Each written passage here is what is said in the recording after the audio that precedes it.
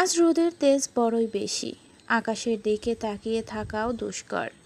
হাসুর মা ভেবেছিল ঘরে থাকা মসুরের ডালগুলো সব বের করে উঠোনে রোদ দিবে, কিন্তু সকাল থেকে বাড়ির যে অবস্থা, তার জন্য সব কিছুই যেন থেমে গেছে। তার ছেলে মনিরের বউ রোকসানা সকাল থেকেই কেঁদে যাচ্ছে। সে নাকি মনিরের ফোনে কোন মেয়ের সাথে মনিরের ঘনিষ্ঠ ছবি দেখেছে। মনিরকে এ নিয়ে কিছু জিজ্ঞেস করলে সে স্পষ্ট করে তো কিছু বলছেই না, তার উপর চেঁচামেচি গালাগালি করে বাড়ি মাথায় তুলে ফেলেছে। বাড়ির পরিবেশটাই কেমন যেন পাল্টে গেছে। হাসুর মা মনে মনে একটা দীর্ঘশ্বাস ফেলে। হাসুও বাড়িতে নেই। এই সমস্যায় সে কি করবে কিছু ভেবে পাচ্ছে না। খোঁজে এসেছিল প্রতিবেশী হাসুর মার কাছে রান্নার জন্য কিছু সরিষা চাইতে। এসে দেখল মনিরের বউর সাথে কি নিয়ে যেন চেঁচামেচি করে বাইরে চলে গেল। হাসুর মাও ঘরের সামনে খুঁটির সাথে উদাস মনে হেলান দিয়ে রয়েছে। মনিরের কথার ধরন দেখে খোদেজা ব্যাপারটা কিছু আঁচ করতে পারল। তাই আর কিছু না ঘেটে চুপচাপ সেখান থেকে চলে এলো। নিজের দাওয়ায় এসে আকাশের দিকে তাকিয়ে বেলা বোঝার চেষ্টা করল। তার ছেলে আর ছেলের বউ গেছে শহরে। না জানি আসতে আসতে কতক্ষণ লাগে। গ্রামের পথে আসতেই শুদ্ধ খেয়াল করল সরকারি দপ্তর থেকে কিছু লোক এসে পাকা সড়কে কিছু ফিতে নিয়ে কি যেন মাপামাপি করছে। এই সড়কের পাশ দিয়ে চলে যাওয়া অঞ্চলে মাঝে আর একটা রাস্তা পাকা করা হবে, তারই পরিকল্পনা। শুদ্ধ উপলব্ধি করল রূপনগর আর তাদের আশেপাশের গ্রামগুলোতে উন্নয়নের ছোঁয়া খুব ভালো মতোই লেগেছে। গ্রামের মধ্যে পাকা রাস্তাঘাট, স্বাস্থ্যকেন্দ্র, স্কুল, কলেজ ইত্যাদি সবই আছে। গ্রামটি শহরের কাছে ঘেঁষে হওয়াতেই সব সুযোগ ভালো মতো পাচ্ছে তারা। এই তো বছর কয়েক আগেও তো শুদ্ধ যখন উচ্চশিক্ষার জন্য গ্রাম ছেড়ে শহরে গিয়েছিল, তখনও তো এই গ্রামের অবস্থা অতটা ভালো ছিল না। রাস্তাঘাট ছিল কাঁচা। বর্ষাকালে বৃষ্টি এলে রাস্তা কর্দমাক্ত হয়ে হাঁটার মতো অবস্থাও থাকতো না। আজ সেখানে সব কিছু কত সুন্দর। কিন্তু শুধু রাস্তাঘাট পাকা হলেই কি তাকে উন্নত বলা হয়? আসল উন্নতি তো তখন হবে যখন এই গ্রামের মানুষের চিন্তা চেতনার দুয়ার হবে বিস্তৃত, অজ্ঞতা মুক্ত ও কুসংস্কারহীন। সেই উন্নতি রূপনগরে কতটা হয়েছে তা ঠিক শুদ্ধর জানা নেই। অটো থামিয়ে অটো চালক অন্যদের সাথে কথা বলে জানতে পারল এই রাস্তা দিয়ে যেতে হলে অনেকক্ষণ অপেক্ষা করতে হবে। শুদ্ধ ভীষণ বিরক্তি বোধ করল। এমনিতেই ধারাকে নিয়ে তার বন্ধুর কাছে 2 ঘন্টার মতো পড়িয়ে তারপর এসেছে। সাধারণত রোজ বিকেলেই শহরে ধারাকে নিয়ে বন্ধুর কাছে প্রাইভেট পড়াতে যায় শুদ্ধ। আজ তার বন্ধুর বিকেলে কিছু কাজ থাকায় সেই পড়া বিকেলে না পড়িয়ে সকালেই পড়িয়ে দিয়েছে। রূপনগর থেকে মূল শহর খুব বেশি দূরে নয়। অটো রিকশায় যেতে সময় লাগে 40 মিনিট। যদিও রোজ আসা যাওয়ার জন্য একটু সমস্যাই, তবু তার বন্ধুকে রাজি করিয়ে যে 2 মাস তার কাছে ধারাকে একা পড়াতে পারছে, তাই বেশি। অটোতে বসে থাকতে থাকতে গরমে ঘাম ছুটে যাচ্ছে শুদ্ধ ধারার। অটো থেকে একবার মাথা বের করে রাস্তার দিকে তাকিয়ে শুদ্ধ ধারাকে বলল, চলুন ধারা, নেমে যাই। এখানে কতক্ষণ বসে থাকতে হয় না হয়, দেরি হয়ে যাবে। এখান থেকে আমাদের বাড়ি গ্রামের ছোট পথে গেলে খুব বেশি দূরে নয়, তবে যাওয়ার সময় একটা ছোট সাঁকো পড়ে। আপনি সাঁকো দিয়ে যেতে ভয় পান না তো? সাঁকো দিয়ে অনেকবার যাওয়া আসা হলেও ধারার সাঁকোতে একেবারেই যে ভয় লাগে না তা বলা যায় না। তবুও সেই কথাটা সে শুদ্ধকে বলল না। আবার না খোঁচারাজ কোনো কথায় পড়ে এ নিয়ে খোঁচা দিয়ে বসেন। তাই শুদ্ধর কথায় হেসে মাথা দুলিয়ে সে সায় দিল। অটো থেকে নেমে পড়ে গ্রামের শর্টকাট পথ ধরল তারা। এক একজনের বাড়ির উপর দিয়ে যাওয়ার সময় সবাই তাদের কৌতূহলী দৃষ্টি নিয়ে তাকিয়ে দেখতে লাগলো শুদ্ধর সাথে থাকা অচেনা সুন্দরী মেয়েটিকে। ধারার সংকোচ হতে লাগলো। অবশেষে সব বাড়ির সীমানা ছাড়িয়ে যখন তারা মরা খালের কাছে চলে এলো, তখনই একটু স্বস্তি হলো ধারার। কিন্তু তা বেশিক্ষণ টিকল না। সামনে চওড়া খাল, তার উপর দিয়ে সোজা চলে গেছে বাঁশের নড়বড়ে লম্বা সাঁকো। শুদ্ধই আগে চলল সাঁকোতে, তারপর ধারা। দুজন মানুষের কদম পড়তেই সাঁকো দুলতে শুরু করে দিল। পায়ের নিচে শুধু একটাই বাঁশ, তাকেই আশ্রয় করে যেতে হবে ওপারে। ধরে ধরে হাঁটার জন্য পাশ দিয়ে উপরে আরেকটা বাঁশকে আড়াআড়িভাবে স্থাপন করা হয়েছে। সেটাই ভালো মতো হাত দিয়ে ধরে রেখে সাবধানে সাঁকো পার হতে লাগলো তারা। সাঁকোটা কেমন যেন পিচ্ছিল হয়ে আছে, বোধহয় একটু আগেই কেউ ভেজা পায়ে পার হয়েছিল। ধারা খুব আস্তে আস্তে পার হতে লাগলো। বুকের মধ্যে হৃদস্পন্দন কিছুটা হলেও বেড়ে গেছে তার। যদিও খালে পানি একদমই নেই বললেই চলে। পানির নিচ থেকে আঠালো মাটিও চোখে পড়ছে। খানিক শঙ্কিত মুখে সেদিকেই বারবার চোখ দিচ্ছিল ধারা। এখানে একবার কেউ যদি পড়ে একেবারে কাদায় নাস্তানাবুদ হয়েই উঠতে হবে তার। ভাবতে ভাবতে পা পিছলে গেল ধারার। সে নিজে পড়ল তো পড়লই, সাথে করে বাঁচার জন্য সামনে শুদ্ধ শার্ট খামচে ধারার তাকে নিয়েও পড়ল। ঝপ করে এক প্রকার বিকট শব্দ হলো খালের সেই কাদা মাটিতে।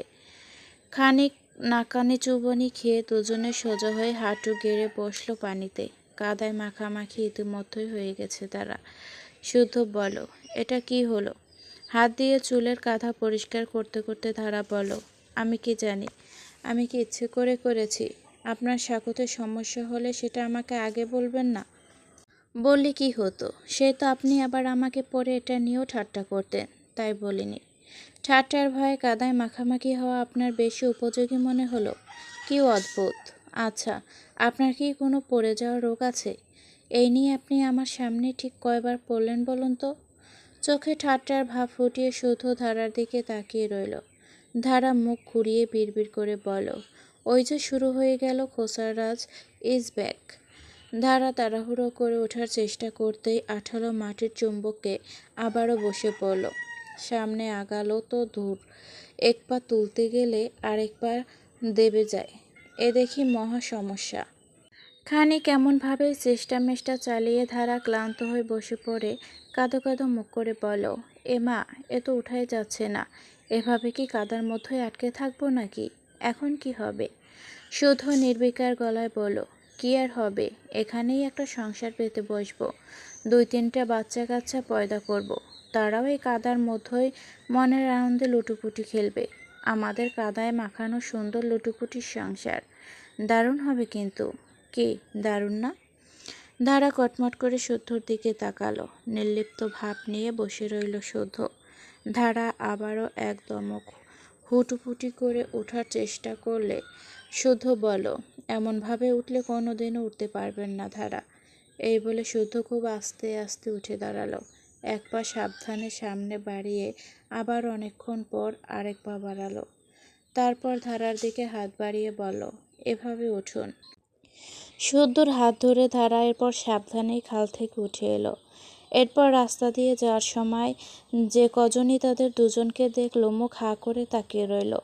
এমন ভর দুপুরে দুজন কাদায় মাখা মানবীকে দেখলে যে কারোরই অবাক হবার কথা। বাড়ির কাছে আসলে খোদেজা ওদের দুজনকে দেখে ভূত দেখার মতোই চমকে উঠল। তারপর সব ঘটনা শুনে হাসতে হাসতে বলল, আগে গোসল করে পরিষ্কার হয়ে নে তোরা, তারপর বাকিটা শুনবো। কি যে করিস না তোরা। চুলোয় রান্না বসানো ছিল তার, তাই তাড়াহুড়োয় সরতে হলো তাকে। খোদেজার রান্নাঘরে চলে গেলে শুদ্ধ ধারা চলে এলো পুকুর পাড়ে। সকালে শহরে যাবার আগে দুজনেই গোসল সেরে জামাকাপড় পুকুর পাড়ে তাদের উপর রোদে শুকিয়েতে দিয়েছিল। গোসলে ঢোকার আগে তা সেখান থেকে নেবার জন্য দুজনে যখন একসাথেই হাত বাড়ালো তখন শুদ্ধ বলে উঠল, আপনি এখন জামাকাপড় নিচ্ছেন কেন?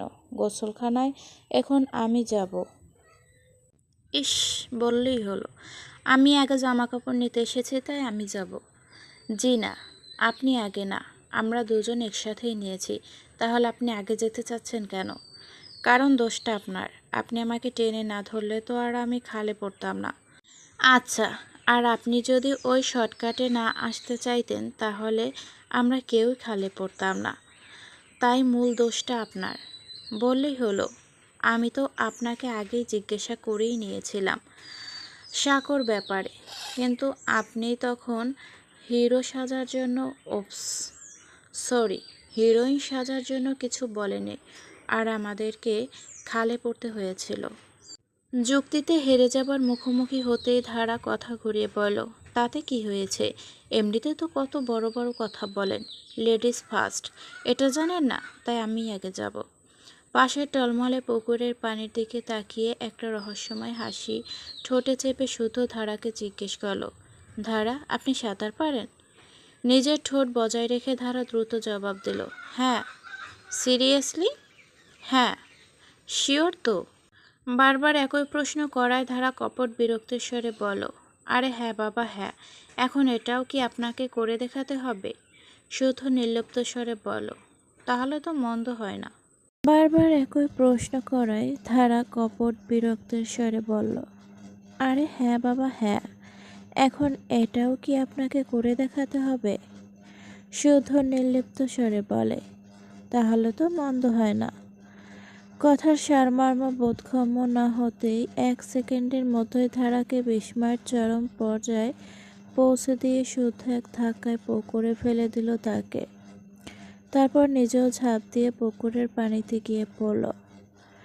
পুকুরের স্বচ্ছ টলমলে পানি থেকে মাথা তুলে নিজেকে ধাতস্থ করে ধারা হতভম্ব গলায় বলে, এটা কি হলো?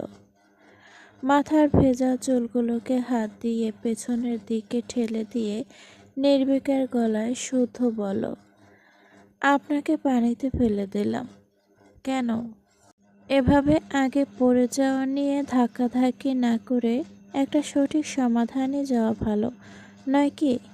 কাদায় মাখামাখি যেহেতু দুজন একসাথে হয়েছে, কাদা থেকে ছাড়া ছেড়ে তো দুজন একসাথেই হওয়া উচিত, তাই না?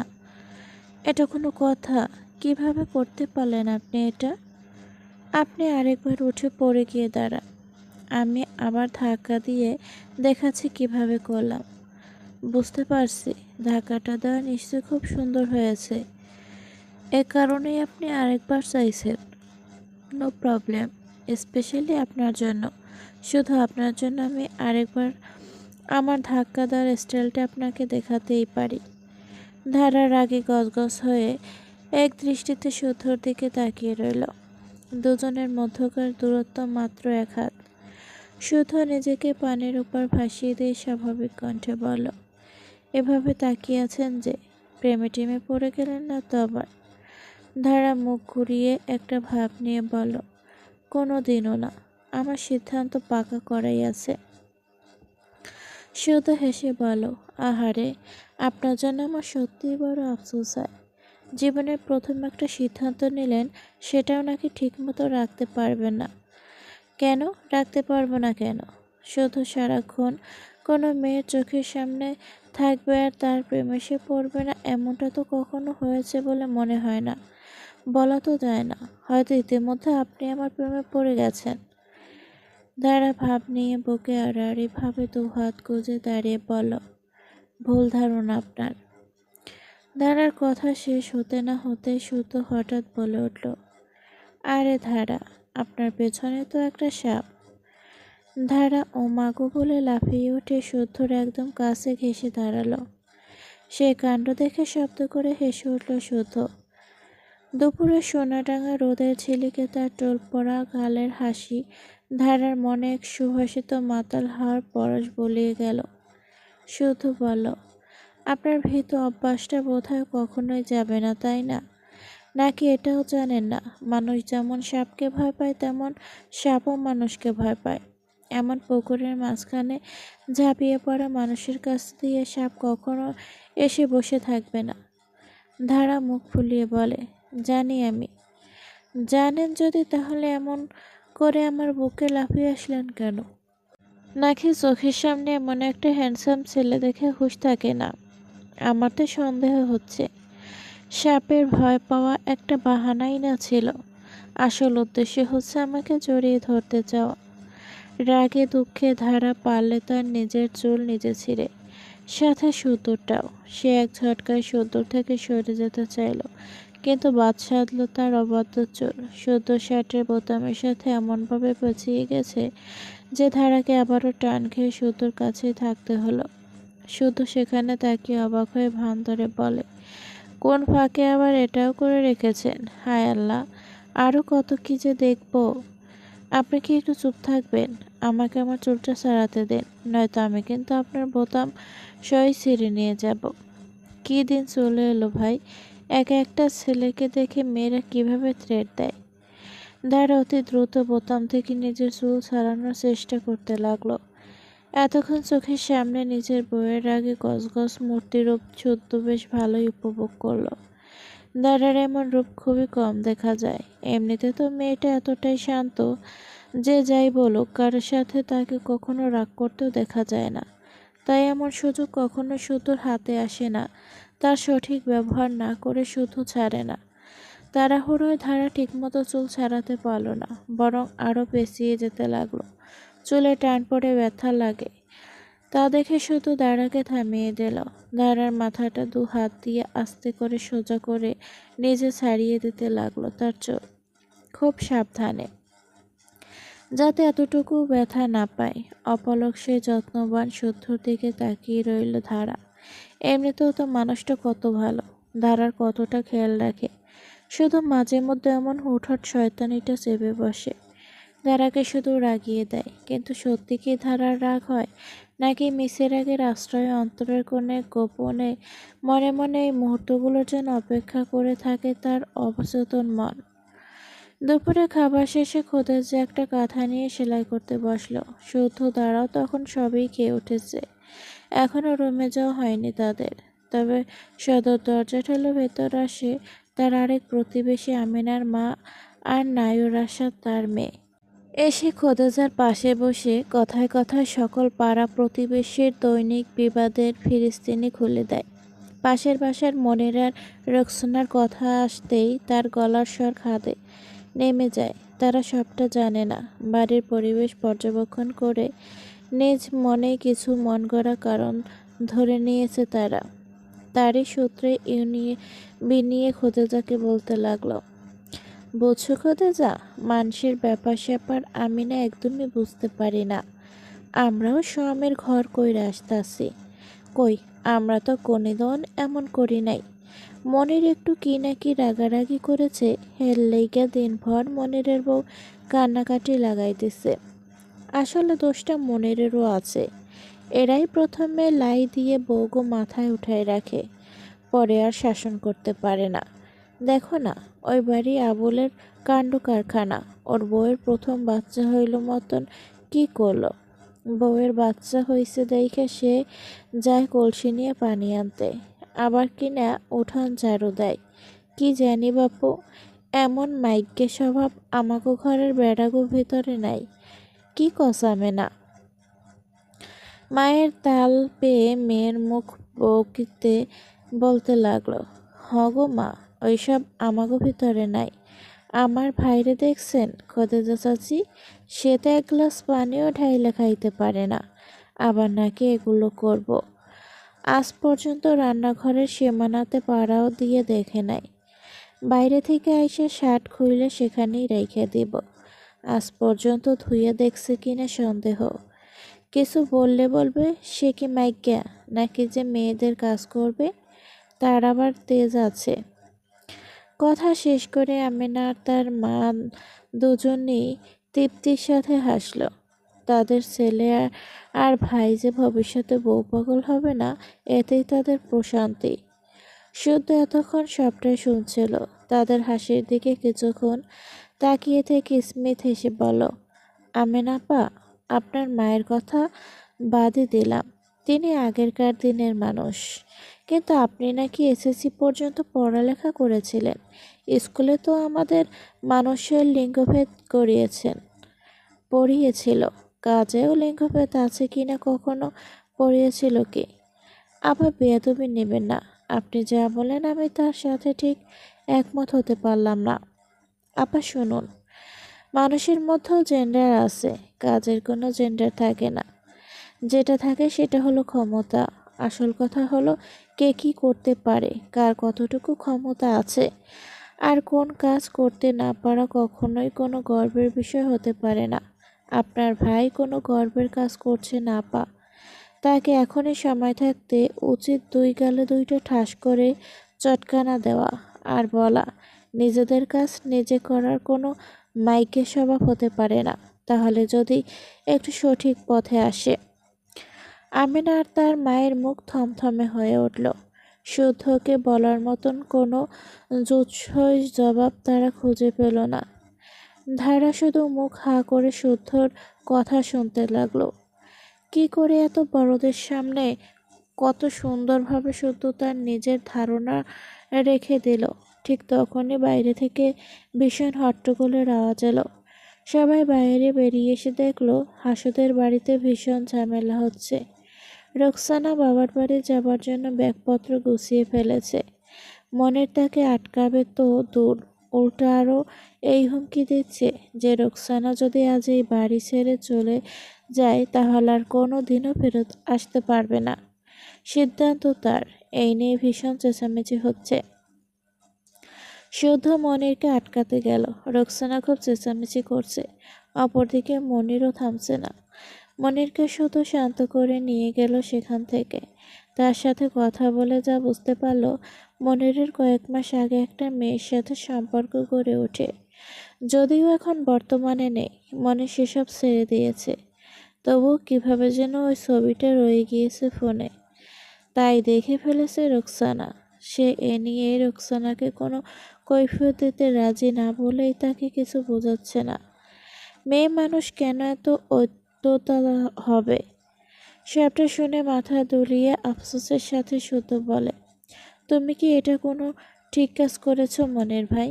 কিভাবে পারলে ভাবিকে এত বড় ধোঁকা দিতে? দোষটা আগে হোক পরে হোক, এখন থাকুক আর নাই থাকুক, অন্যায় তো তুমি করেছই। আর এ নিয়ে তুমি ভাবির কাছে মাপ না চেয়ে উল্টো তার সাথেই গালাগালি করছো। মনির বলো, আরে এগুলো তো আগে করছি, এখন তো বাদ দিয়ে দিচ্ছি, তাইলে এখন ওর এমন শুরু করছে কেন? ওরে আমার সব কিছু কইতে হইব? শোনো মাহাতাব, মাইয়া মানুষের বেশি বুঝন ভালো না। শুধু স্মিথ হেসে বলো, আজকে এই কাজটা যদি তুমি না করে ভাবি করতো, তাহলে কি তুমি তাকে ছেড়ে কথা বলতে মনের ভাই? একই বিষয় ছেলে আর মেয়ের ক্ষেত্রে আলাদা হয়ে যাবে কেন বলতে পারো? ভাবির চেঁচামেচিকে তোমার বাড়াবাড়ি মনে হচ্ছে। এর পেছনের যন্ত্রণাটাকে তুমি উপলব্ধি করতে পারছো না? আচ্ছা মনের ভাই, তোমার মনে আছে একবার যে তুমি তোমার দোকানে অনেক বড় লস খেলে? তোমাদের ফসলও সেবার বেশি হলো না, এক প্রকার অভাবেই ডুবে গিয়েছিলে তোমরা। তখনও কি ভাবি তোমাকে ছেড়ে চলে যেতে চেয়েছিল? নাকি তখনই ছেড়ে গিয়েছিল যখন তুমি একবার অনেক অসুস্থ হয়ে গেলে? ছেড়ে যায়নি, তাই তো?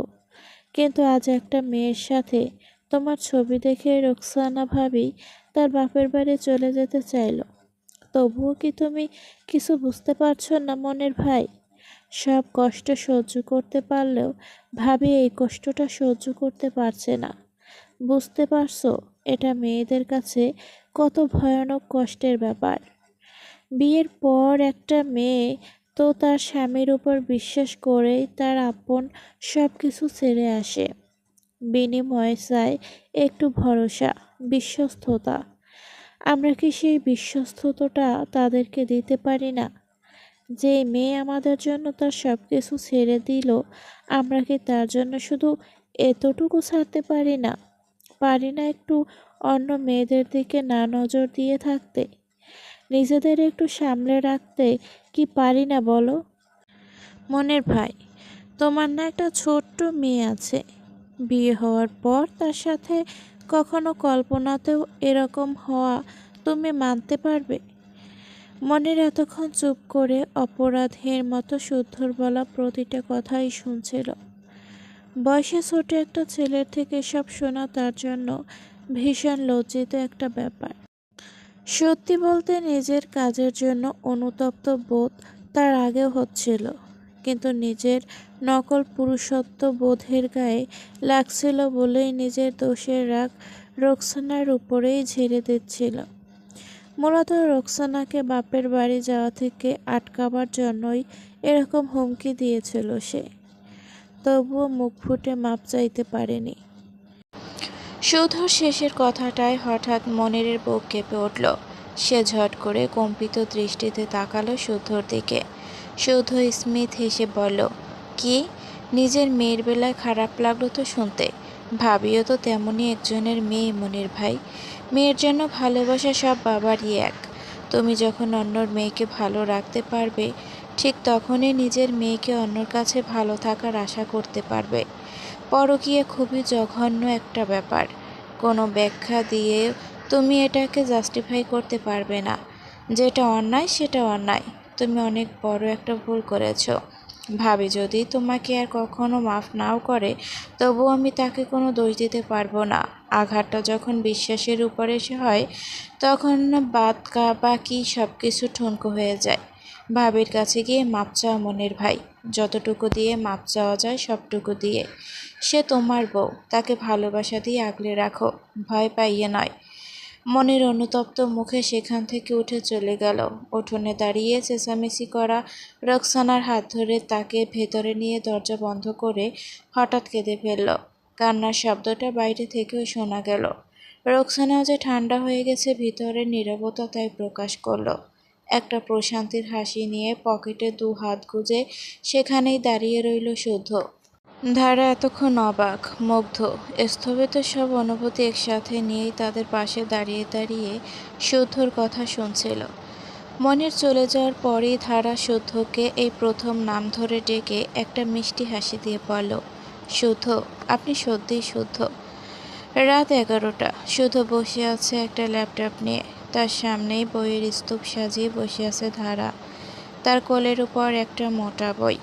বাইরের গভীরে তার দৃঢ় মনোযোগ। তার খোলা রেশমি কালো চুলগুলো কাঁধ জুড়িয়ে এসে পড়েছে সামনে। সেদিকে ধারার ভ্রুক্ষেপ নেই। শুদ্ধর দেখে ভালো লাগছে। যে স্বপ্নটা ধারাকে নিয়ে সে দেখেছে, সেই স্বপ্নের বেশ ধীরে ধীরে এখন ধারার মনেও সঞ্চারিত হচ্ছে। এতদিনে ধারাও তার পড়াশোনার দিকে ভালো মতোই ঝুঁকে গেছে। মন দিয়ে নিচ্ছে সে পরীক্ষার প্রস্তুতি। শুদ্ধ খানিক গলা খাকারি দিয়ে ধারাকে ডেকে বলল, কি ব্যাপার ধারা? আজকে দেখি আপনি একবারও ঘুমে জিমোচ্ছেন না। এত রাত হবার পরও। ধারা স্মিথ হেসে বলল, আজকে আমি দুপুরে ঘুমিয়েছিলাম। আপনি তো আপনার কাজে ব্যস্ত ছিলেন, তাই দেখেননি। তাছাড়াও এখন পড়াটা অনেকটাই ধরতে পারছি বলে পড়ে ভালো লাগছে।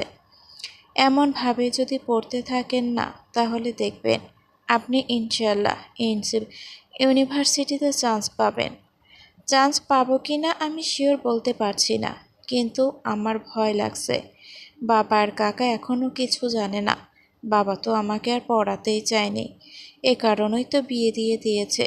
আর এখন তাকে না বলেই আমি পড়ালেখা শুরু করে দিয়েছি, তার উপর বিভাগ পরিবর্তন করে। না জানি বাবা শুনলে কি করে। ধারাকে আশ্বাস দিয়ে শুদ্ধ বলল, ধারা, এত ভয় পাবেন না। আপনি কোনো ভুল করছেন না। প্রতিটা কাজের দুটি অংশ থাকে, ঠিক অথবা ভুল। যতক্ষণ আপনার বিবেক জানে আপনি কোনো ভুল করছেন না, ততক্ষণ তা নিয়ে কখনো শঙ্কিত হবেন না। আপনার বাবাকে আপনি সবটা খুলে বলবেন। আপনাকে আমি পড়ালেখা করাবো। আপনার যত দূর ইচ্ছে আপনি পড়বেন। বলেছি না, সব সময় মনে রাখবেন আমি আপনার পাশে আছি। ধারা নানা সংখ্যা থেকেও একটা ভরসার হাসি দেওয়ার চেষ্টা করল। শুধু বলল, একবার ইউনিভার্সিটিতে গেলে এসব কিছুই আর তখন আপনার মনে থাকবে না। ইউনিভার্সিটির লাইফটা যে কি না দেখলে মিস করবেন। আপনি খুব মিস করেন বুঝি? খুব। এত বছর বন্ধুদের সাথে থাকতে থাকতে বন্ধুগুলা একদম আপনের থেকেও বেশি হয়ে যায়। আমরা যে একসাথে কত আড্ডা মজা করতাম, সেগুলো মনে পড়লে আপনা আপনি মন ভালো হয়ে যায়। আমার তো অনেকগুলো ফ্রেন্ড ছিল। আপনার কয়জন ফ্রেন্ড ধারা? ধারা মনে মনে কিছু ভাবল। তার আসলে কোনো ফ্রেন্ড নাই। এই কথাটা যে শুনে সেই অবাক হয়। এখন এটা শুদ্ধ জানে নিশ্চয় তাকে এ নিয়েও খেপাবে। এদিকে ধারা মিথ্যা বলতে চায় না, তাই বলো, আমি বলবো না। শুদ্ধ অবাক হয়ে বলল, কেন? এমনি। এমনি মানে? এমনি মানে এমনি। শুদ্ধ ধারার মুখের উপর ঝুঁকে পড়ে সন্দিহান চোখে তাকিয়ে পড়ল। আপনি কি আমার থেকে কিছু লুকোচ্ছেন? শুদ্ধ ঝুঁকে পড়ায় ধারার মাথাও কিছুটা পিছিয়ে গিয়েছে। শুদ্ধ একদম তার চোখের মধ্য তাকিয়ে আছে। একটা ডোক গিলে ধারা কাচুমাচু করতে লাগলো। শুদ্ধ যেভাবে ধারার মনের সব কথাই বুঝে যায় না, না জানি আবার এবারও বুঝে ফেলে। ধারাকে সেই পরিস্থিতি থেকে মুক্তি দিল লোডশেডিং। হঠাৎ চারপাশ গুটগুটে অন্ধকার হয়ে যাওয়ায় শুদ্ধ তার ভুরু কুঁচকালো, দৃষ্টি সরিয়ে নিল। অন্ধকার দেখে চমকে সোজা হতে হতে শুদ্ধর মাথার সাথে জোরে একটা বাড়ি খেল ধারা। শুদ্ধ ব্যথাটা চেপে গিয়ে সোজা হয়ে বসল। অন্ধকারে না বুঝে আবারও সেখান থেকে সরতে গিয়ে আবারও শুদ্ধর মাথার সাথে আরেকটা বাড়ি খেল। এবার শুদ্ধ বলেই ফেলল, ছোটবেলায় মামায় মাথায় শিং গজাবার মজাটাকে আপনি খুব সিরিয়াসলি নিয়েছিলেন, তাই না ধারা? আমার মাথায় শিং গজার চান্স থেকে বাঁচিয়ে কৃতার্থ করলেন। কপালে হাত দিয়ে ডলতে ডলতে ধারা বলল, আপনি একটা খোঁচা না মেরে কোনো লাইট নিয়ে আসুন। শুদ্ধ গিয়ে নিচ থেকে একটা হারিকেন জ্বালিয়ে নিয়ে আসলো। ধারার সামনে রেখে দিলে আবার বই খুলে পড়তে বসলো। আর শুদ্ধ ব্যস্ত হলো তার নিজের কাজে। শ্রাবণ মাস চলে যাবার পরপর বৃষ্টিরও বহুদিন হলো কোনো হদিস নেই। ভ্যাপসা গরমে বৈদ্যুতিক ফ্যান ছাড়া কোনো উপায় নেই। কিছুক্ষণের মধ্যেই গরমে ধারা ঘেমে নিয়ে একাকার হয়ে গেল। কিছুতেই পড়ায় মনোযোগ ধরে রাখতে পারল না। শুদ্ধ বলল, কারেন্ট তাড়াতাড়ি আসবে বলে তো মনে হয় না। আজকে আর পড়তে হবে না ধারা, আপনি শুয়ে পড়ুন। ধারা গলা থেকে তার নীল রঙের ওড়নাটা একটু আলগা করে একটা খাতা দিয়ে বাতাস করতে করতে বলল, এই গরমের মধ্যে শুয়েই কি হবে? ঘুম তো আর আসবে না। যেই গরম! শুধু খেয়াল করলো আসলেই খুব গরম। রুমের মধ্যেও টিনে থাকা মুশকিল। একবার বারান্দায় গিয়ে বাইরে তাকিয়ে দেখে ধারার হাত ধরে টেনে বলল, চলেন বাইরে যাই। ধারা কিছু বলার আগে শুদ্ধ তাকে টেনে নিয়ে বাইরে চলে এলো। বাইরে ভরা পূর্ণিমা চাঁদের আলো নারকেল গাছের পাতার ফাঁক ফোকর দিয়ে প্রবেশ করে উঠোনের আলোয় রেখার নকশা তৈরি করেছে। কৃত্রিম আলোর ছুটি হওয়ায় জ্যোৎস্না যেন আজ পূর্ণরূপে প্রকাশ পেয়েছে। শুধু রান্নাঘরে বেড়ার গায়ের সাথে টাঙানো একটা শীতল পাটি নিয়ে আসে। তারপর উঠোন পেরিয়ে ধারাকে নিয়ে চলে এলো পুকুর পাড়ে। ধারা অনুভূত হয়ে গেল সামান্য চাঁদের আলো যে কত সুন্দর হতে পারে, এই মুহূর্তে এখানে না দাঁড়ালে কেউ বুঝতে পারবে না। আকাশের হাজারো তারকাবাজির মাঝখানে হীরকখণ্ডের ন্যায় জ্বলজ্বল রত একটা পূর্ণ চাঁদ, যার স্তবের প্রতিবিম্বে পড়েছে পুকুরের স্বচ্ছ জলে। সেই আলোয় উজ্জ্বলতা পেয়েছে পুকুরের মাঝে জন্ম নেওয়া পদ্ম ফুলের দল। আহা, কি সুন্দর! পার ঘেঁষে জন্মানো ঘাসের উপরে শুধু হাতের শীতল পাটিটা বিছিয়ে দিল। তার উপরে ধারাকে বসতে বলে নিজেও বসে পড়ল। হালকা শীতল হাওয়া বইছে বলে তাদের দুজনেরই প্রাণ জুড়িয়ে গেল। কিছুক্ষণ চুপচাপ দুজনে জ্যোৎস্নাবিলাসের পর শুদ্ধই প্রথমে ডেকে উঠল, ধারা। ধ্যান ভঙ্গ হয়ে ধারা জবাব দিল, একটা গান শোনান তো। আমি গান পারি না। গান কেউই পারে না, আবার পারে সবাই। কি সুন্দর পরিবেশ দেখছেন, শোনান না একটা গান। ধারার লজ্জা পেয়ে বলল, আমারটা ভালো হয় না। আহা, শোনান না একটা। আপনাকে তো স্টেজে পারফর্ম করতে বলছি না, অত ভালো হওয়া লাগবে না। আপনি যেমন পারেন গাইবেন। প্লিজ শোনান না একটা গান। ধারা বিব্রত হতে হতে বলল, আপনি কিন্তু হাসতে পারবেন না। আচ্ছা। ধারা সামনে তাকিয়ে হালকা কেশে গলা পরিষ্কার করে আস্তে আস্তে গাইতে লাগলো, আমাদের দেশটা স্বপ্নপুরী, সাথী মোদের ফুলকড়ি, লাল পরি নীল পরি। এতটুকু গাইতে শুধু বহু কষ্টে হাসি চেপে রেখে হঠাৎ ফস করে হেসে ফেলল। ধারা কপট রাগ দেখিয়ে বলল, আপনাকে কিন্তু আমি বলেছিলাম আপনি হাসতে পারবেন না। আপনি হাসলেন কেন? আমি কিন্তু আগেই বলেছিলাম আমি ভালো গাইতে পারি না। শুধু হাসি থামাতে থামাতে বলল, আপনার গাওয়াতে কোনো সমস্যা নেই, সমস্যাটা হলো গানে। কেন? গানে কি সমস্যা? এমন একটা সুন্দর পরিবেশে পাশে এমন একটা হ্যান্ডসাম ছেলে থাকতে, যে কিনা সম্পর্কে আপনার হাজবেন্ড, হয় সেখানে কি কেউ এমন গান গায়? ধারা পাল্টা প্রশ্ন ছুড়ে বলল, তাহলে কেমন গান গায় আপনিই বলে দিন। শুধু কিছুটা থেমে বলল, আচ্ছা ধারা, আপনাকে এই পর্যন্ত কয়টা ছেলে লাভ লেটার দিয়েছে? ধারা দ্রুত জবাব দিয়ে ফেলল, একটাও না। শুধু চরম আশ্চর্যের স্বরে বলে, কি বলেন? আপনাকে তো বইয়ের পরিভাষায় সাংঘাতিক সুন্দরী বলা যায়, আর আপনি কি না কোনো লাভ লেটার পাননি? ধারা বুড়ো কুটি করে শুদ্ধর দিকে তাকালো। তার ঠিক 6 ইঞ্চি দূরত্বে বসে আছে ছেলেটা। গায়ে পাতলা একটা সাদা শার্ট, হাতা কনুইয়ের কাছে ফোল্ড করে রাখা। বাতাসে গোছানো চুলগুলো এলোমেলো হয়ে উঠছে। মুখে একটা দুষ্টু হাসি, যার মনে আছে শুধু ধারাকে খেপানো। ধারা গভীর অতীতে চাপ দিয়ে দেখল ক্লাস 4-এ থাকতে তাকে এক স্কুলের একটা ছেলে খাতায় আই লাভ ইউ লিখে দিয়েছিল। তা দেখে ধারা সেটাকে নোংরা কথা ভেবে এতটাই জোরে জোরে কাঁদছিল যে ছেলেটা হেডমাস্টারের কাছে বিচার যাওয়ার ভয় আর কোনোদিন ধারার সামনে আসেনি। কীভাবে যেন ওই কথাটা ধীরে ধীরে পুরো স্কুল ছড়িয়ে যায়। তারপর থেকে প্রাইমারি থেকে হাই স্কুল সব ছেলেদের মাথাতেই এটা গেঁথে যায়, এই মেয়েকে আর যাই হোক প্রপোজ করা যাবে না। তারপর কলেজেও ধারার নিরামিষ মার্কা স্বভাবের জন্য সব ছেলেরা তার থেকে দূরে দূরেই থাকতো। এ কারণেই হয়তো আজ পর্যন্ত তার কাছে কোনো লাভ লেটার আসেনি। কিন্তু এই কথাটা মরে গেলেও কোচারাজকে জানানো যাবে না। তাই ধারা তার কথা কাটাতে শুদ্ধকে উল্টো প্রশ্ন করল, আমারটা বাদ দিন, আপনি কয়টা লাভ লেটার পেয়েছেন? মাথার নিচে একটা হাত রেখে পার্টিতে শুয়ে শুদ্ধ বলল, কতগুলো? বেশিরভাগই ইউনিভার্সিটিতে থাকতে। ধারা প্রশ্নটা করেছিল এমনি এমনি। শুদ্ধর উত্তর শুনে আকাশ থেকে পড়ে বলল, আপনাদের ওখানে মেয়েরাও লাভ লেটার দেয়? আপনি শহরের মেয়েদের কি ভাবেন? ওদের মনে যেটা থাকে সেটা ওরা প্রকাশ করে দেয়, অবশ্য সবাই না। তারপর আপনি অ্যাকসেপ্ট করেছেন কয়টা? শুধু আকাশের দিকে তাকিয়ে বলো, বিশেষ একজনের অপেক্ষায় আছি, সে করলেই অ্যাকসেপ্ট করব। ধারার হঠাৎই কেন যেন খুব লজ্জা করতে লাগলো। আস্তে আস্তে মাথা নিচু করে ফেলল। ঠিক তখনই তার বাম কাঁধে কারো উত্তপ্ত নিঃশ্বাসের ছোঁয়া পড়তেই পুরো পাথরের মতো স্থির হয়ে গেল। পেছন থেকে উঠে বসে শুদ্ধ ধারার কানে কানে গাইতে লাগলো, এখন অনেক রাত, তোমার কাঁধে আমার নিঃশ্বাস, আমি বেঁচে আছি তোমার ভালোবাসায়, ছুঁয়ে দিলে হাত, আমার বৃদ্ধ বুকে তোমার মাথা চেপে ধরে টলসি কেমন নেশায়, কেমন যে অসংখ্য অন্ধ গানের কলি, পাখার ব্লেডের তালে সোজাসুজি কথা বলি।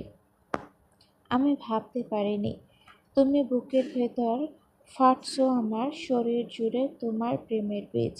আমি থামতে পারিনি, তোমার গালের নরম দুঃখ আমায় দুহাত দিয়ে মুছতে দিও প্লিজ। শুদ্ধর গান থেমে যাওয়ার পর ধারা সেভাবেই জমে রইল। তার শরীরের প্রতিটি লোম যেন দাঁড়িয়ে গেছে। পা থেকে মাথা পর্যন্ত সম্পূর্ণ নতুন এক ধরনের মাথার শিহরণে তার মন হয়ে উঠেছে আনন্দিত। মাথার উপরে পূর্ণিমার চাঁদ, তার উপচে পড়া জ্যোৎস্না, পুকুর ছুঁয়ে ভেসে আসা শীতল হাওয়া, তার উপরে কানের কাছে এমন গান, স্পেশালি শুদ্ধর এমন জড়ানো গলার স্বর, সরল অনুভূতি এলোমেলো না হয়ে কি পারে? ধারা ঝট করে উঠে দাঁড়ালো, আর সঙ্গে সঙ্গে চলে এলো কারেন্ট। নিজেকে ধাতস্থ করে ধারা আস্তে আস্তে বলো, বাড়িতে যাবেন না? কারেন্ট চলে এসেছে। শুদ্ধ বসে থেকে তার সহজ ভঙ্গিতে বলল, দেখলাম তো। আচ্ছা ধারা, আমার গান কেমন হয়েছে বলে না তো? কিছু না বলে মৃদু হেসে বাড়ির দিকে চলে যেতে লাগলো ধারা। শুদ্ধ উঠে দাঁড়িয়ে বলল, সাবধানে ধারা, আপনি পড়ে যাচ্ছেন। অবাক হয়ে থমকে দাঁড়িয়ে নিজের পায়ের দিকে লক্ষ্য করে ধারা বিভ্রান্ত স্বরে বলে, কোথায়? মুচকি হেসে দুহাত প্যান্টের পকেটে গুজে শুদ্ধ বলল, প্রেমে।